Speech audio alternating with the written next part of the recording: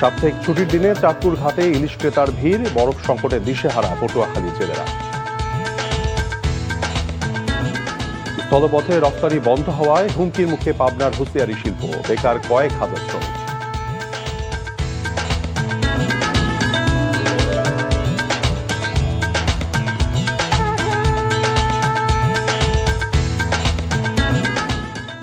আসসালামু আলাইকুম, মীর তৌফিক হোসেন স্বাগত জানাচ্ছি এনটিভির দেশের খবরে।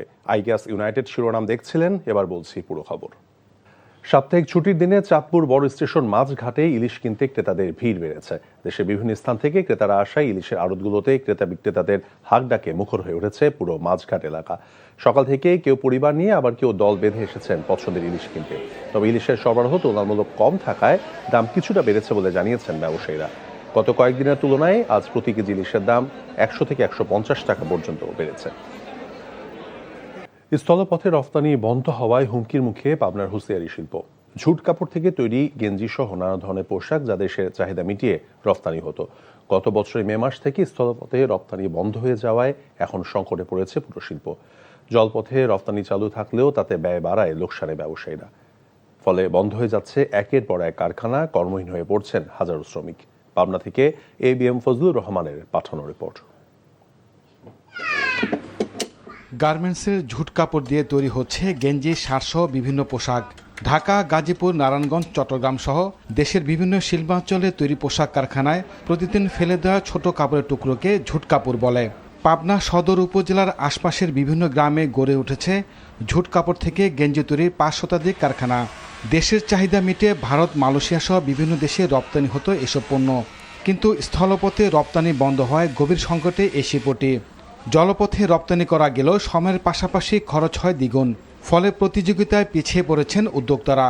ব্যবসা কমে যাওয়ায় ছোট ছোট অনেক কারখানা বন্ধ করে দিতে বাধ্য হয়েছেন মালিকরা। ব্যবসার পরিস্থিতি খারাপ, মানুষ কিনতে আসতেছে না, মানে দেখতেছেন না মার্কেটে একেবারে লোকজনই নাই। ইন্ডিয়ার যে মালটাল যাচ্ছ, এখন মালটাল যাচ্ছে না। ছোট ছোট যে ব্যবসায়িকগুলা, এই ব্যবসায়িকগুলা হারায় গেছে। বর্তমানে আমাদের এই হুঁশিয়ারি শিল্প ধ্বংসের শেষ প্রান্তে, দ্বার প্রান্তে এসে দাঁড়িয়ে গেছে। এখানে আমরা আগে যে ব্যবসাটা করতাম এখন একদমই হারিয়ে গেছে। আমাদের শ্রমিক যারা ছিল এরা অন্য কাজের ভেতর ইনভলভ হয়ে যাচ্ছে, এখানে কর্মক্ষেত্র বিলুপ্ত হওয়ার কারণে। এই শিল্পকে ঘিরে 50,000 মানুষের কর্মসংস্থান। গ্রামের অসহায় নারী ও বেকার যুবকরা এইসব কারখানা কাজ করে সপ্তাহে 5 থেকে 7,000 টাকা পর্যন্ত আয় করছেন। কারখানা বন্ধ হয়ে যাওয়ায় অনেকে এখন বেকার, তাই সরকারের সংশ্লিষ্ট মহলকে বিষয়টির দিকে দৃষ্টি দেওয়ার আহ্বান এর সাথে সংশ্লিষ্টদের। NTV news desk. স্থানীয় সরকার প্রতিমন্ত্রী মীর শাহে আলম MP জানিয়েছেন, চলতি অর্থ বছরের মধ্যে সিটি কর্পোরেশন, ইউনিয়ন পরিষদ, পৌরসভা সহ স্থানীয় সরকারের 5টি নির্বাচন অনুষ্ঠিত হবে। তিনি আরও বলেন, পর্যটন নগরীর জন্য 1000 কোটি টাকার প্রকল্প হাতে নেওয়া হচ্ছে। দুপুরে মৌলভীবাজারের শ্রীমঙ্গলে পরিচ্ছন্নতা কর্মীদের জন্য নির্মিত ভবন, শহরের ময়লার ভাগার স্থানান্তর সহ রাধানগর, মহাজিরাবাদ রাস্তা নির্মাণ কাজ পরিদর্শন করতে গিয়ে তিনি এসব কথা বলেন। প্রতিমন্ত্রী আরও বলেছেন, অবকাঠামো, শিল্পায়ন, শিক্ষা, যোগাযোগ, পরিবেশ সংরক্ষণ এবং কর্মসংস্থান সব ক্ষেত্রে পর্যটন নগরী মৌলভীবাজারকে নতুনভাবে গড়ে তোলা হবে।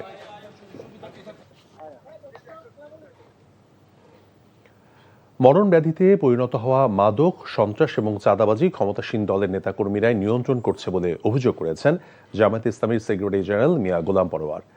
সকালে খুলনা প্রেস ক্লাবে আন্তর্জাতিক যুব দিবস উপলক্ষে সম্মেলনের প্রধান অতিথির বক্তব্যে তিনি একথা বলেন।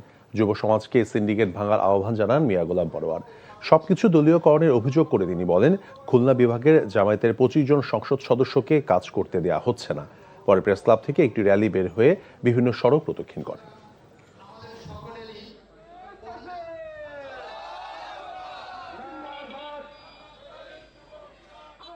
এমন কোন পাড়া নাই যেখানে কোনো মাদকের ব্যবসা আড্ডা নাই। ধর্ষণ, সন্ত্রাস, চাঁদাবাজি, এখন তো আলহামদুলিল্লাহ কি বলা যাবে, যারা ক্ষমতায় এসেছেন তারা তৃণমূলে জেলা, উপজেলা, ইউনিয়ন, ওয়ার্ড, তাদের গ্রামে গঞ্জে চাঁদাবাজি, মস্তানি, লুটপাট, মাদকের সিন্ডিকেটের তারাই নেতৃত্ব দিচ্ছে। অনুষ্ঠিত হলো বাংলা ভাষা নিয়ে মেধাভিত্তিক TV reality show Ispahani Mirzapur Banglabid সপ্তম বর্ষর চট্টগ্রাম বিভাগের বাছাই পর্ব। সকালে নগর Ispahani public school and college প্রাঙ্গণে এক আড়ম্বর অনুষ্ঠানে এই বাছাই পর্ব শুরু হয়। এতে চট্টগ্রাম বিভাগের হাজারেরও বেশি শিক্ষার্থী অংশ নেয়। বাংলাদেশের শীর্ষস্থানীয় ব্যবসায়ী প্রতিষ্ঠান ইস্পাহানি গ্রুপের উদ্যোগে এই প্রতিযোগিতায় শীর্ষ 6 জন নেবে ঢাকার মূল পর্বে। বাংলায় জাগি ভরপুর শিরোনামে আয়োজিত প্রতিযোগিতা শুদ্ধ বাংলা চর্চার ক্ষেত্রে গুরুত্বপূর্ণ ভূমিকা রাখবে বলে আশা করছেন ইস্পাহানি গ্রুপের কর্মকর্তারা।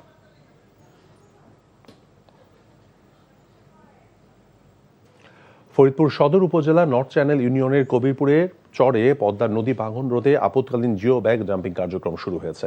দুপুরে কার্যক্রমের উদ্বোধন করেন ফরিদপুর 3 আসনের সংসদ সদস্য চৌধুরী নায়েব ইউসুফ। নদী ভাঙন ইতিমধ্যে বসতবাড়ি, শিক্ষা এবং ধর্মীয় প্রতিষ্ঠান, ব্যবসায়িক প্রতিষ্ঠান সহ বিভিন্ন গুরুত্বপূর্ণ স্থাপনা হুমকির মুখে পড়েছে। ফলে চরের প্রায় 130 মিটার এলাকা জুড়ে জরুরি ভিত্তিতে জিও ব্যাগ ফেলে ভাঙন প্রতিরোধের ব্যবস্থা নেওয়া হচ্ছে। এর আগে চৌধুরী নায়েব ইউসুফ ভাঙন কবলিত এলাকা পরিদর্শন করে নদী ভাঙন রোধে দ্রুত প্রয়োজনীয় ব্যবস্থা নিতে পানি উন্নয়ন বোর্ডের কর্মকর্তাদের নির্দেশ দেন। অবশেষে জামিনে মুক্ত হলেন কক্সবাজারে আলোচিত রমজান আলীর বদলে মৃত্যুদণ্ড মাথায় নিয়ে সাজা ভোগ করা মোহাম্মদ ইয়াসিন ওরফে সোনা মিয়া। গেল 23 জুন র্যাবের হাতে আটক হওয়ার পর থেকে মৃত্যুদণ্ডের রায় মাথায় নিয়ে কক্সবাজারের কারাগারে ছিলেন তিনি। সোনা মিয়ার আইনজীবী আব্দুল মান্নান জানিয়েছেন, আদালত সোনা মিয়ার প্রয়োজনীয় কাগজপত্র পর্যালোচনা করে নিশ্চিত হন যে সোনা মিয়ার জন্ম নিবন্ধন কার্ড নিয়ে ধরা পড়া কথিত সোনা মিয়া এই সোনা মিয়া নন, তারা আলাদা ব্যক্তি। এক্ষেত্রে সোনা মিয়ার মুক্তি চেয়ে একটি আবেদনের প্রেক্ষিতে জেলা ও দায়রা জজ আদালতের বিচারক মোহাম্মদ আব্দুর রহিম বিভিন্ন রিপোর্ট পর্যালোচনা করে 4 শর্তে তার মুক্তির আদেশ দিয়েছেন।